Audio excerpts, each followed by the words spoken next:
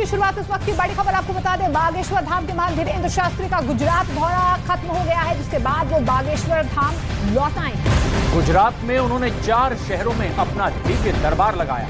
बाबा का आखिरी दरबार वडोदरा में सजा और इससे पहले उनका सूरत, अहमदाबाद और राजकोट में भी इसी तरह से दिव्य दरबार लगा।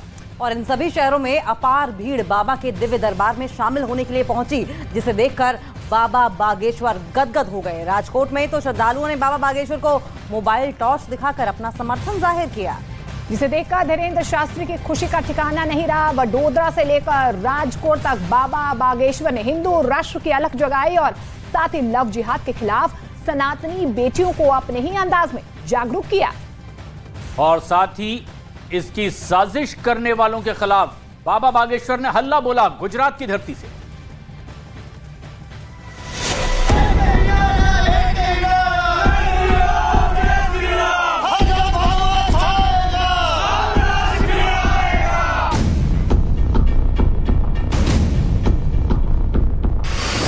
अगर कोई सनातन का विरोध करेगा तो ठटरी कौन कौन मारेगा? अगर कोई हिंदुओं का विरोध करेगा तो ठटरी कौन कौन मारेगा? संतों का अगर कोई विरोध करेगा तो ठटरी कौन कौन मारेगा? अगर कोई हमारे धर्म ग्रंथों के बारे में उल्टा बोलेगा तो घर से बाहर कौन कौन निकलेगा? अगर कोई हमारे नाम पर उंगली उठाएगा या काल्पनिक कहेगा तो उनका कलिया मुंह कौन कौन करवाएगा? पक्का पक्का।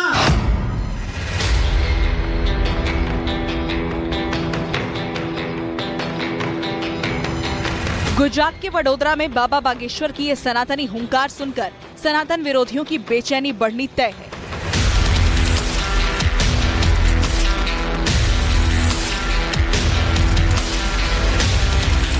हिंदू राष्ट्र का अभियान छेड़ चुके बाबा बागेश्वर ने वडोदरा में इसके अगले चरण की शुरुआत कर दी।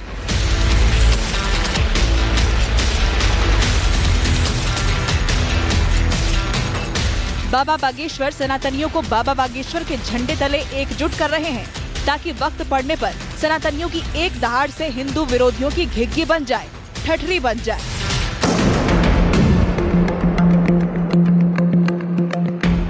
बालाजी, बजरंगबली और बागेश्वर सरकार के परम भक्त धीरेंद्र शास्त्री ने वडोदरा से पहले गुजरात के राजकोट में दिव्य दरबार लगाया था, जहां उन्होंने हिंदुओं की बेटियों को लव जिहाद के खिलाफ आंखें खोलने वाला पाठ पढ़ाया और समझाया कि कैसे वो ऐसे फरेबियों के चंगुल से खुद को बचा सकती हैं, जो उनके इर्द गिर्द बहरूपिया बनकर मंडराते हैं और मौका मिलते ही जिहादी जल्लाद बन जाते हैं।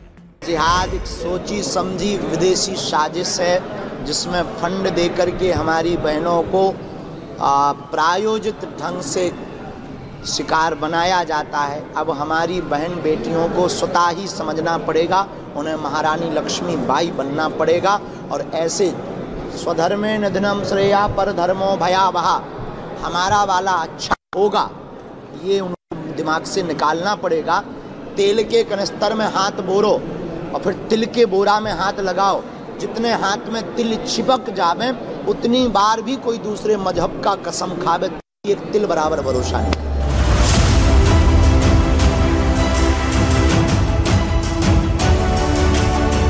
बाबा बागेश्वर के दरबार में अपार भीड़ पहुंच रही है। उनके अनुयायियों और बागेश्वर सरकार के भक्तों की तादाद इतनी तेजी से बढ़ रही है कि अगर इसी रफ्तार से बाबा बागेश्वर के भक्तों की संख्या बढ़ती रही तो बहुत जल्द धीरेंद्र शास्त्री लाखों की भीड़ की अगुवाई करने वाले वो नौजवान बन जाएंगे, जिनके एक इशारे पर लाखों की भीड़ कुछ भी कर गुजरने को तैयार होगी।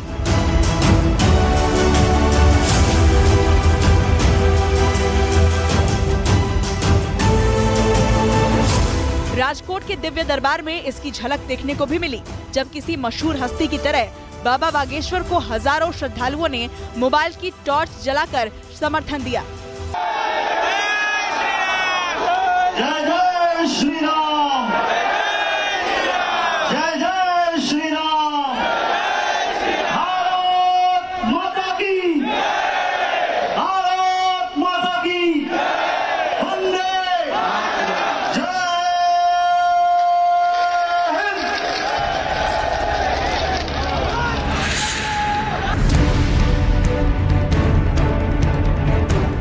धर्म का झंडा बुलंद कर चलने वाले बाबा बागेश्वर एक साथ 3 मुद्दों पर फोकस कर रहे हैं। हिंदू राष्ट्र, सनातन संरक्षण और लव जिहाद। धीरेंद्र शास्त्री जिस रास्ते पर चल रहे हैं, जिन मुद्दों को उठा रहे हैं, उससे उनकी जान को खतरा हो सकता है। इसलिए इंटेलिजेंस रिपोर्ट के आधार पर एमपी सरकार ने उन्हें वाई कैटेगरी की सुरक्षा दी है, जिसके बाद बाबा का हिंदू राष्ट्र अभियान और तेज हो चला है। शहर शहर बाबा बागेश्वर की धूम है। वो जिस भी शहर में दिव्य दरबार लगाते हैं, उस शहर के अगल बगल के शहरों के लोग भी खुद को बाबा के दरबार में आने से रोक नहीं पा रहे। बिहार में तो बाबा बागेश्वर के दरबार में इतनी भीड़ पहुंच गई कि दरबार को स्थगित करना पड़ा, क्योंकि वहां बाबा के दरबार में समूचे बिहार के अलावा यूपी, झारखंड और ओडिशा से भी श्रद्धालु पहुंच रहे थे, जिसकी वजह से बाबा के दरबार में तिल फेंकने की भी जगह नहीं बची थी। बाबा बागेश्वर की लोकप्रियता इन दिनों मशहूरियत के चरम को चूम रही है। बड़े से बड़ा नेता, बड़ी से बड़ी हस्ती उनके आगे नतमस्तक है। ऐसे में चर्चाएं तेज हो गई हैं कि आने वाले वक्त में बाबा बागेश्वर अपने एक इशारे पर किसी भी सूबे की सरकार बनवा सकते हैं, क्योंकि आध्यात्मिक जुड़ाव बड़ा मजबूत और अटूट होता है, जो उसूलों और विचारधाराओं पर भी भारी पड़ता है। अब देखना होगा कि बाबा बागेश्वर का हिंदू राष्ट्र अभियान और लव जिहाद के खिलाफ जन जागरण क्या रंग लाता है।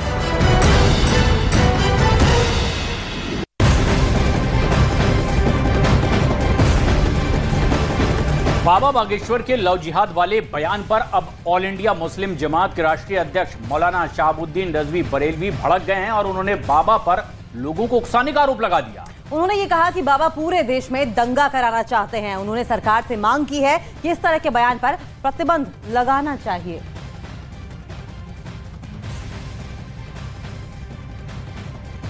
बागेश्वर धाम के बाबा धीरेंद्र शास्त्री जी हमेशा एक ही लय में लहरा रहे हैं और उनकी यही एक आरजू और एक डिमांड है कि हिंदुस्तान के तमाम हिंदू इकट्ठा होकर के सड़कों पर आएं और हिंदू राष्ट्र की मांग करें। इस तरह की बातें करना ऐसा लगता है कि ये लोगों को उकसा रहे हैं और पूरे भारत में ये सांप्रदायिक दंगा कराना चाहते हैं।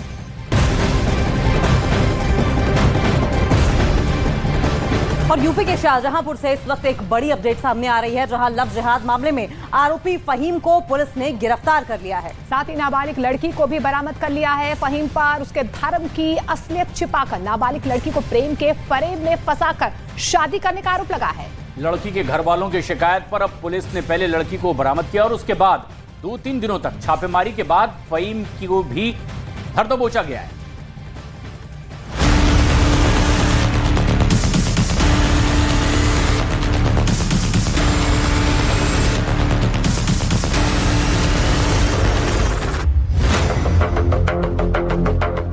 शहर शहर लव जिहाद की साजिश, मोहब्बत की आड़ में धर्म का धोखा, लव, मजहब और धोखा। दिल्ली में देश की बेटी की निर्मम हत्या ने सभी को झकझोर कर रख दिया है। दिल्ली में लड़की की हत्या के बाद लव जिहाद का जिन्न एक बार फिर बोतल से बाहर निकल आया है। दिल्ली, उत्तर प्रदेश, राजस्थान से लेकर छत्तीसगढ़ और झारखंड तक देश के किसी न किसी कोने से हर रोज मोहब्बत की आड़ में लव जिहाद की खबरें सामने आ रही हैं। शहर शहर मोहब्बत के नाम पर मजहबी साजिश और प्यार के नाम पर अवैध धर्मांतरण की साजिशों के आरोप लग रहे हैं। पुलिस की जांच के बाद ही सामने आएगा कि दिल्ली मर्डर केस के पीछे लव जिहाद का कितना एंगल था। लेकिन देश की राजधानी में देश की बेटी की हत्या के साथ ही देश के दूसरे हिस्सों से भी लव जिहाद के मामलों की चर्चा और खबरें आनी शुरू हो गई हैं, जहां मुस्लिम लड़कों पर हिंदू बनकर लड़कियों के साथ मोहब्बत की आड़ में जबरन धर्म परिवर्तन के आरोप लगाए जा रहे हैं। रांची में मॉडलिंग करने वाली भागलपुर की बेटी ने अत्याचार के खिलाफ आवाज उठाई तो रांची से लेकर मुंबई तक पुलिस महकमे में खलबली मच गई। सालों तक यश बनकर उसके भरोसे के साथ खेलने वाला आरोपी तनवीर खान निकला। पीड़ित लड़की का आरोप है कि तनवीर ने उसके साथ नजदीकियां बढ़ाई और उसे अपने प्रेम जाल में फंसाया। जब तनवीर ने पीड़ित लड़की पर धर्म परिवर्तन कर निकाह के लिए दबाव बनाया, तब पीड़ित लड़की उससे पीछा छुड़ाने के लिए मुंबई चली गई। लेकिन तनवीर ने वहां भी उसका पीछा नहीं छोड़ा और मुंबई पहुंचकर उसे परेशान करने लगा। 2020 में मैं एक्टिंग और मॉडलिंग के लिए यश मॉडल्स गई, जो रांची में है। वहाँ मेरी मुलाकात यश से हुई। 4 महीने बाद मुझे पता चला कि उसका नाम तनवीर अख्तर खान है। होली के टाइम पे उसने मेरे खाने में, ड्रिंक में कुछ नशीली चीज़ें मिलाकर पता नहीं क्या पिलाया, लेकिन उसने मेरी कुछ आपत्तिजनक तस्वीरें निकाल ली, जिसको दिखाकर वो मुझे पिछले 2 साल से ब्लैकमेल करता आ रहा है। अब उसकी बात ना मानने पे वो मुझे धमकी दे रहा है, वो मुझे मारने तक पे उतर आया है कि वो मुझे अब तक धर्म परिवर्तन के लिए, शादी करने के लिए बार बार फोर्स कर रहा है। हर मुमकिन कोशिश की उसने मुझे लालच भी दिया। उसने मुझे अपनी कंपनी का 50% प्रॉफिट रखने के लिए बोला, मेरे पास पेपर्स हैं, तो मैं फिर भी नहीं मानी। और अब वो मुंबई आके मुझे मारने की कोशिश भी कर रहा है और मुझे धमकी पे धमकी दे रहा है, मेरे घर वालों को परेशान कर रहा है, उनको धमकी दे रहा है। मेरी पुलिस प्रशासन से यही विनती है कि प्लीज़ इस पर जल्द से जल्द कार्रवाई करें, क्योंकि वो कब क्या कर देगा इसका कुछ पता नहीं है। वो मुंबई आके मुझे मारने की कोशिश कर चुका है और खुलेआम कर चुका है। मैं किसी भी हालत में अपना धर्म परिवर्तन नहीं करूंगी, ना ही उससे शादी करूंगी। उधर उत्तर प्रदेश के कानपुर में एक और लव जिहाद का मामला सामने आया, जहां एक हिंदू महिला ने एक शख्स पर शादी का झांसा देने और अपनी पहचान छिपाकर उस पर धर्म परिवर्तन का दबाव बनाया। बरेली में भी एक ब्यूटी पार्लर चलाने वाली महिला ने लव जिहाद का मामला दर्ज कराते हुए एक शख्स पर पहचान छिपाने और प्यार के जाल में फंसाकर हैवानियत की सभी हदें पार करने का आरोप लगाया है, जिसमें पुलिस ने केस दर्ज कर जांच शुरू कर दी। सरकार की एक कंप्लेंट थाना सुभाष नगर पर प्राप्त हुई है, जिसका संज्ञान लेते हुए त्वरित कार्रवाई करते हुए पुलिस ने इसमें मुकदमा दर्ज कर दिया है और जो भी तथ्य सामने आएंगे उनकी जांच करते हुए अग्रिम विधिक कार्रवाई अमल में लाएगी। राजस्थान के उदयपुर में एक 22 साल की लड़की के साथ दिल्ली जैसी ही दरिंदगी हो जाती अगर वक्त रहते पीड़ित लड़की के परिजनों ने पुलिस में शिकायत न की होती। पीड़ित लड़की का आरोप है कि वो करीब 1.5 साल पहले उदयपुर के एक निजी कॉलेज में होटल मैनेजमेंट का कोर्स कर रही थी, जहां उसकी मुलाकात आशु नाम के एक लड़के से हुई थी, जो असल में आशु नहीं मोहम्मद आसिफ भुट्टो था। आरोप है कि आशु नाम का नकाब ओढ़े आसिफ ने लड़की से दोस्ती बढ़ाई और फिर धर्म परिवर्तन कर शादी का दबाव बनाने लगा। लड़की ने मना किया तो उसे धमकी भी देने लगा।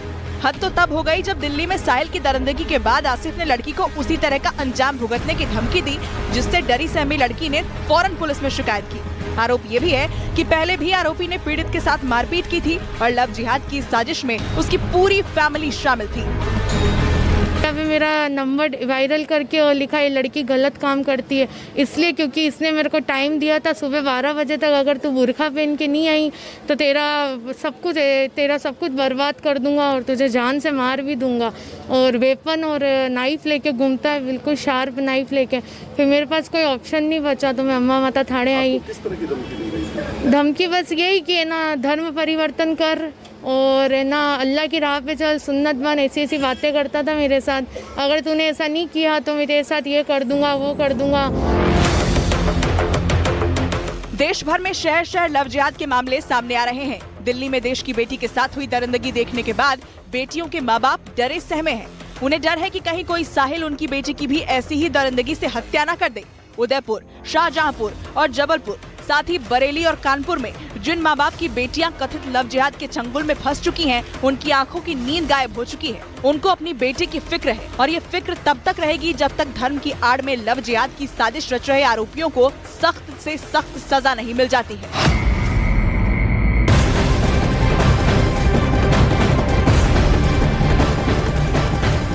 और मध्य प्रदेश के नर्मदापुरम में भी लव जिहाद के मामले में पुलिस ने बड़ी कार्रवाई करते हुए आरोपी को गिरफ्तार करके जेल भेज दिया है। पीड़ित लड़की ने एक आदमी पर पहचान छिपाकर और प्यार के जाल में फंसाकर यौन शोषण का आरोप लगाते हुए एफआईआर दर्ज करवाई थी।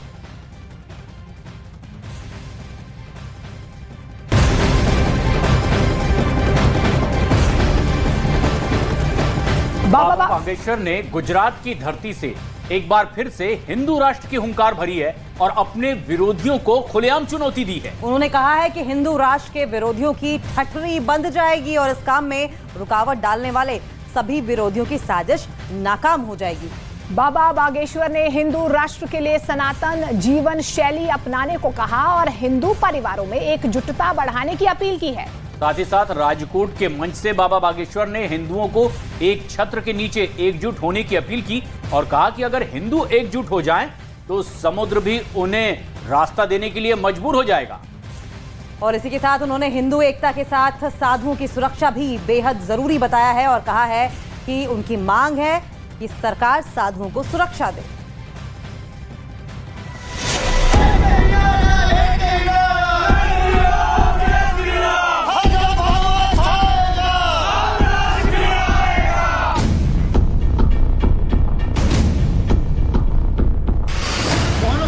मोर गरीब को जो तुमसे नहीं जात है डारो, बेग हरो हनुमान महाप्रभु, जो कछु संकट हो या हमारो, को नहीं जानते है जग में कब संकट मोचन नाम तिहारो।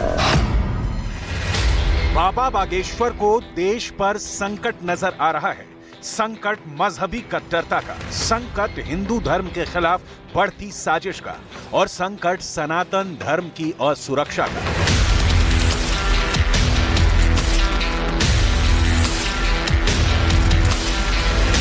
इसीलिए हाथ में हनुमान जी की गदा लेकर खड़े हो गए हैं अंजनी पुत्र के परम भक्त धीरेंद्र शास्त्री और बागेश्वर बाबा। और छेड़ दिया है हिंदू राष्ट्र का महाअभियान।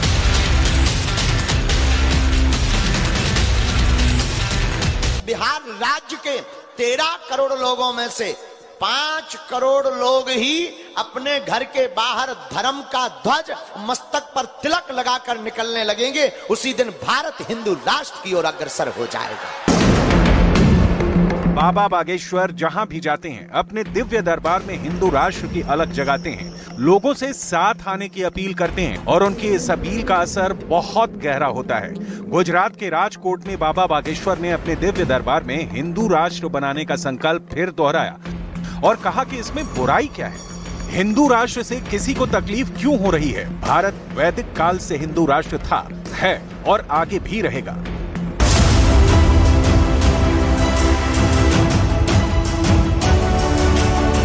त्रिकालदर्शी का चमत्कार दिखाने वाले बाबा बागेश्वर को किसी भी इंसान का भूत, वर्तमान और भविष्य सब बता देते हैं। तो क्या उन्होंने भारत का भविष्य भी देख लिया है? भारत हिंदू राष्ट्र कब तक घोषित किया जाएगा?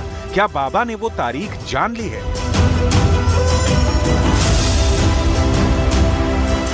बिहार से लेकर गुजरात तक बाबा बागेश्वर अपने दरबार में आने वाले सभी श्रद्धालुओं से एक ही अपील करते आ रहे हैं कि माथे पर तिलक लगाकर घर से निकलो, उस घर से जिस पर धर्म ध्वजा लहरा रही है। जय जय श्री राम, भारत माता की, भारत माता की। हमारी प्रार्थना है आप लोग अपने मस्तक पर तिलक लगाओ, अपने घर पर झंडा लगा। ये हमसे ना सीखो, हनुमान जी से सीखो। धन्य है हनुमान जी जिन्होंने लंका में भी झंडा गाड़ दिया राम नाम का। आप विचार करो ना, हनुमान जी ने लंका में भी झंडा गाड़ दिया और हम लोग भारत में नहीं लगाते। ये दुर्भाग्य नहीं तो क्या है? बच्चों को अंग्रेजी सिखाओ। बाबा के हिंदू राष्ट्र अभियान पर मजहबी धर्मगुरुओं ने सवाल पूछा था कि बाबा को अपने हिंदू राष्ट्र का मॉडल बताना चाहिए ताकि मुसलमानों को भी पता चल सके कि बाबा कैसा हिंदू राष्ट्र चाहते हैं और उसमें मुसलमानों की क्या जगह होगी। इस सवाल का जवाब बाबा पहले भी दे चुके हैं और कह चुके हैं कि हिंदू राष्ट्र में मुसलमानों की वही स्थिति होगी, वही आजादी होगी जो अब है। बाबा बागेश्वर ने बताया कि हिंदू राष्ट्र बनाने के लिए हिंदुओं को क्या करना चाहिए।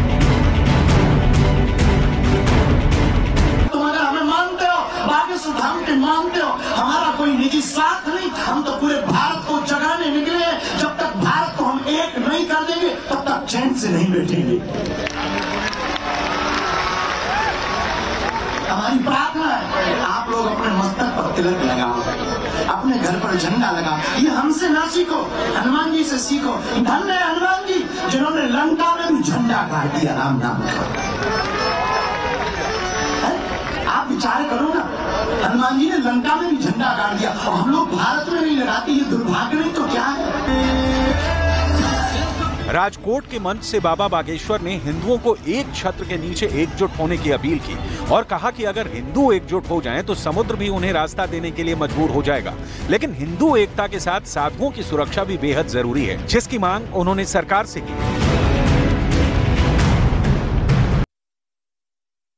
का तिरंगा लहराएगा अगर एकता होगी तो, लेकिन एक एक बात बोलूं, वर्तमान में भारत के सभी संत और जो भी धर्म की चर्चा करते हैं ऐसे पत्रकारों को भारत सरकार को सुरक्षित रखने की जिम्मेदारी है। बहुत जरूरी है, क्योंकि बहुत आक्रमण होते हैं, संतों पर भी बहुत आक्रमण होते हैं। आज राजकोट के सभी महात्मा हमसे मिलने आए, महाराज जी पूरी बात बता रहे थे। हमें लग रहा था कि बताओ महात्मा कितने राष्ट्र के लिए अपने भावों को प्रकट कर रहे हैं, कितना जी रहे राष्ट्र के प्रति। हमारा तो हृदय गदगद हो गया। हमें तब एक ही चौपाई याद आ रही थी कि इन महात्माओं का तो केवल हनुमान जी रक्षक के साथ ही संत के तुम रखो।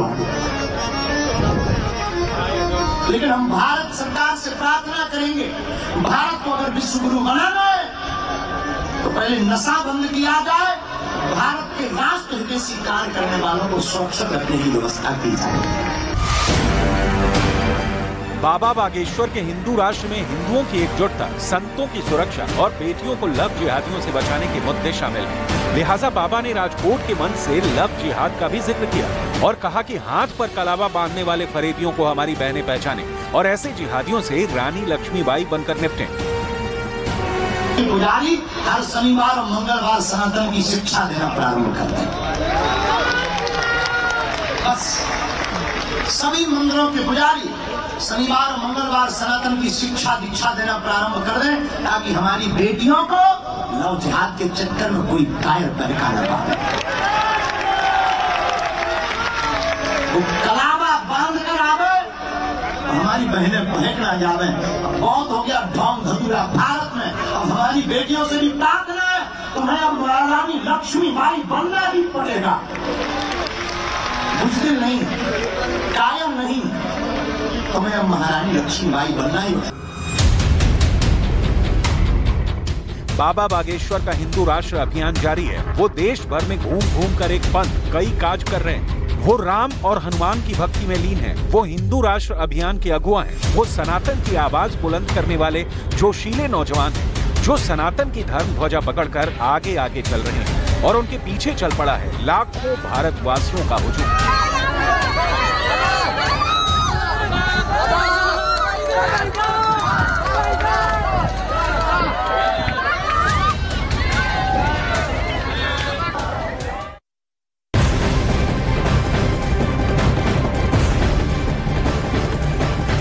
रांची में लड़की से लव जिहाद मामले में आरोपी तनवीर का एक और ऑडियो सामने आया है। आरोपी तनवीर खान लड़की के दोस्त को फोन पर पीड़ित लड़की को जान से मारने की बात कह रहा है।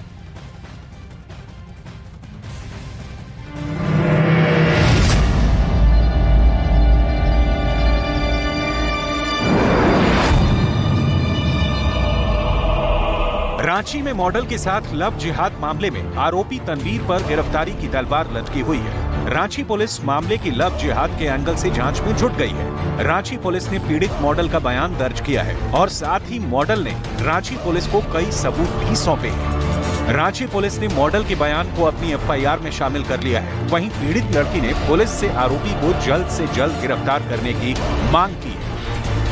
मैं उम्मीद करती हूँ झारखंड पुलिस से जल्द कार्रवाई करे और उसको अरेस्ट करे, क्योंकि वो अभी तक अरेस्ट हुआ नहीं है और वो बाहर घूम रहा है। मुझे और मेरे परिवार वालों को खतरा है, क्योंकि वो धमकी पे धमकी दिए जा रहा है। वो चाहता है कि मैं पीछे हो जाऊं। इस बीच चेहरे पर शराफत का मुखौटा पहने आरोपी तनवीर का एक और ऑडियो सामने आया है, जिसमें तनवीर पीड़ित लड़की को जान से मारने की धमकी दे रहा है। पीड़ित लड़की के जारी किए गए ऑडियो में आरोपी तनवीर खान लड़की के दोस्त से साफ साफ कह रहा है कि पीड़ित लड़की जहां भी दिखेगी वो उसे जान से मार देगा। इतना ही नहीं, आरोपी तनवीर पुलिस को भी खुलेआम चुनौती दे रहा है। ठीक है, बोल देना पुलिस को, ये देख लिएगा तो मार देगा, कहीं भी दिख जाएगी, पकड़ना पकड़ ले, मेरा नंबर ऑन है, हमें तो उसको ठोक देंगे। ठीक है, बोल देना, जिसको पाओ जितना भाई भाड़ा किसको लगा के रखना है, दिख जगह ठोक देना।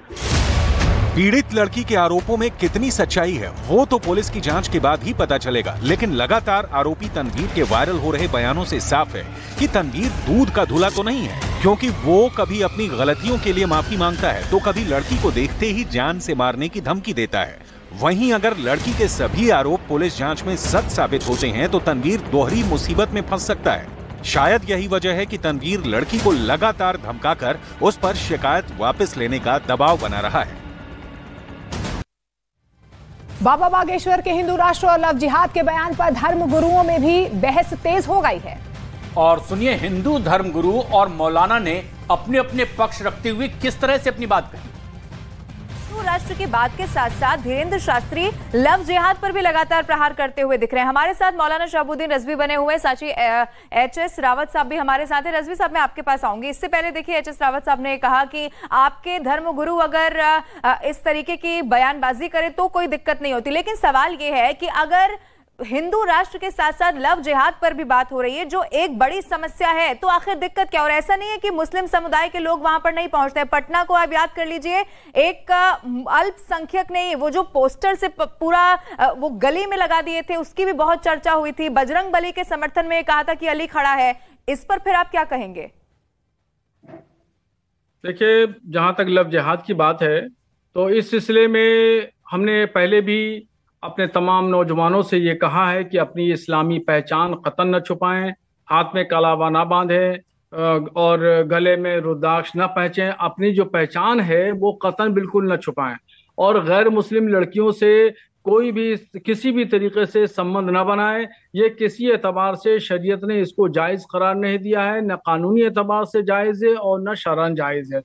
और हम बराबर इस बात को वाज़े तौर पर कह रहे हैं और पहले आपके चैनल पे भी हमने इस बात को, बहुत उलमाए कराम के तमाम फैसलों को भी हमने इस पर प्रचारित किया था कि नौजवानों से अपील की गई थी कि वो हरगिज ऐसा ना करें। इससे मुसलमानों का सर शर्म से झुक जा रहा है इन तमाम हरकत से। और इसी तरीके से हुकूमत को भी चाहिए कि हुकूमत इस तरीके से जो भी नौजवान रजवी साहब, मैं आपके पास लौट रही हूं। एचएस रावत साहब भी मेरे साथ बने हुए। रावत साहब, सवाल इसीलिए खड़े हो रहे हैं क्योंकि पिछले कुछ दिनों में हमने लगातार देखा कि लव जिहाद के मामले कितने तेजी से बढ़े हैं, जिस पर लगातार धीरेंद्र शास्त्री भी बोल रहे हैं कि लोगों को अब समझना पड़ेगा कि हिंदू राष्ट्र बनाना है, सनातन धर्म को बचाना है। देखिए, लव जिहाद आज से नहीं है। हिंदुस्तान के अंदर जब से इस्लाम आया है, अभी बाबा लोग भी नहीं मान रहे हैं। कोई बाबा कुछ कह रहा है, कोई बाबा राम राज की बात कर रहा है, कोई बाबा हिंदू राष्ट्र की बात कर रहा है। कुछ लोग ये कह रहे हैं कि नहीं, पहले से ही हिंदू राष्ट्र ये है। जब ये हिंदू राष्ट्र है तो फिर एक नई मांग की क्या जरूरत है? इस तरीके से खुद बाबाओं में इख्तलाफात हैं, बहुत ज्यादा इख्तलाफात हैं। पहले वो बाबा लोग सब मुत्तफिक हो जाएं, मुत्तहिद हो जाएं और एक डिमांड पर मुत्तहिद हो जाएं कि राम राज बनाना है या हिंदू राष्ट्र बनाना है या पहले से ही हिंदू राष्ट्र है या क्या बनाना है। तो ये तमाम बाबा लोग इकट्ठे हो जाएं। रजवी साहब, आपको मौका दिया जाएगा। पहले एचएस रावत को हम सुन लेते हैं एक बार। एचएस रावत, आप अपनी बात रखिए, फिर मैं रजवी साहब के पास आती हूँ एक सवाल लेकर। रजवी साहब, मैं आपको बताना चाहता हूं, जब से हिंदुस्तान में 1192 के बाद यहाँ पर इस्लाम आया, तब से ही मुसलमान बादशाहों ने, आताताइयों ने और मुगलों ने लव जिहाद की शुरुआत कर रखी है। उसी समय से शुरुआत है। और आप तो कह रहे हो कि हम अपने मुसलमान बच्चों से कहना चाहते हैं कलावा ना बांधे। अरे, आप लोग अगर सख्ती के साथ कहोगे, आपकी किताबों में तो लिखा हुआ है, आपकी हदीसों में तो लिखा हुआ है कि आपके लिए जितनी भी काफिरों की स्त्रियां हैं वो सब आपके प्रयोग के लिए हैं। ऐसी किताबों में ये लिख रखा है आप लोगों ने। जब तक इसको हटाओगे नहीं, जब तक ये दरिंदे इस तरह की हरकतें करते रहेंगे। आप यहाँ मीठी मीठी बातें कर लेते हैं, कलावा ना बांधे। इस्लाम क्या यही सिखाता है आपको? आप इस्लाम का यही झूठापन है कि आप वैसे तो आप काफिरों को मारने का सलाह देते हैं कि बेहतर हूर मिलेंगी आपको। देखिए, आप इस्लाम पे एतराज मत करिए। मैं आपके पास लौटती हूँ। रजवी साहब, आपने बहुत बड़ी बात कही। आप मेरे ऊपर एतराज एक सवाल सुन लीजिए पहले। एतराज करिए, मगर इस्लाम पर शहाबुद्दीन रजवी, एक सवाल पहले सुनिए, उसके बाद जवाब दीजिएगा। मेरा सवाल आपसे सीधा ये है, बहुत मुझे खुशी हुई, बहुत अच्छा लगा कि आपने खुलकर कहा कि हम अपने लोगों की वजह से शर्मिंदा हो रहे हैं। ये सच्चाई है कि आप शर्मिंदा हो रहे हैं। क्या ऐसे परिवारों का बहिष्कार आप करेंगे जिनके घर के लड़कों ने बेरहमी से मारा है, लव जिहाद के नाम पर लड़कियों की जान ली है? करेंगे बहिष्कार? यहाँ आप टीवी के जरिए बता रहे हैं। ऐसे लोगों का बहिष्कार होना चाहिए, हम भी करेंगे। होना चाहिए नहीं, क्या आप ये पहल करेंगे? मेरा सीधा सवाल है, आप पहल करेंगे? आप फतवा जारी करेंगे इसके लिए? क्या पहल करेंगे? बिल्कुल पहल करेंगे, इंशाल्लाह बिल्कुल बाइकाट करेंगे। तो वो वक्त कौन सी है? वो वक्त कब मुफीद मिलेगा जब आप इस तरीके के स्टेटमेंट देंगे? ये क्या पहल करेंगे? अभी मुफ्ती महबूबा ने शिवलिंग के ऊपर वहां पर एक जल चढ़ा दिया, अभिषेक कर दिया। तो इन्हीं रिजवी साहब ने कहा कि फतवा जारी होना चाहिए। अपने हाथों में अपनी पहचान जो है वो रखे, इस्लाम ने एक दायरा मुकर्रर किया, उस दायरे में रहे। फतवा जारी करो। और वैसे तुम्हारे लड़के कलावा बांध लें, तिलक लगा लें, हैं, और नाम बदल लें, आगे तब इस्लाम पे फतवा जारी नहीं होता।